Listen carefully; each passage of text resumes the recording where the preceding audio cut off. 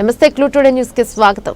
మహిళల భద్రత, మాదక ద్రవ్యాల దుర్వినియోగం మరియు పోక్సో అత్యాచారాల చట్టాలపై ఉపాధ్యాయులకు అవగాహన కల్పిస్తూ శిక్షణను ఇచ్చిన సంగారెడ్డి జిల్లా షీ టీమ్స్, న్యాబ్ మరియు భరోసా సిబ్బంది. మహిళలు మౌనాన్ని వీడి నిర్భయంగా ఫిర్యాదు చేయండి. ఫిర్యాదు వివరాలు గోప్యంగా ఉంచబడతాయి. జిల్లా ఎస్పీ శ్రీ హరితోష్ పంకజ్ ఐపీఎస్ ఈ సందర్భంగా జిల్లా ఎస్పీ మాట్లాడుతూ, జిల్లాలో మహిళలు ఎదుర్కొంటున్న సమస్యలు, పోక్సో అత్యాచార చట్టాల గురించి, యువత చెడు అలవాట్లకు కారణమైన మాదక ద్రవ్యాల వినియోగంపై వివిధ పాఠశాలకు చెందిన ప్రభుత్వ ఉపాధ్యాయులకు కూడా ఈరోజు సెయింట్ ఆర్నాల్డ్ ఉన్నత పాఠశాల సంగారెడ్డి నందు అవగాహన శిక్షణ కార్యక్రమాన్ని నిర్వహించడం జరిగిందని ఎస్పీ గారు అన్నారు. షీ టీమ్స్ మహిళల, బాలికల భద్రతపై షీ టీం బృందాలు స్కూల్స్, కళాశాలలు, బస్టాండ్ తదితర ప్రజలు రద్దీగా ఉండే ప్రాంతాల్లో నిరంతరం నిఘా వేస్తూ ఆకతాయిలకు చెక్ పెట్టడం జరుగుతోందన్నారు.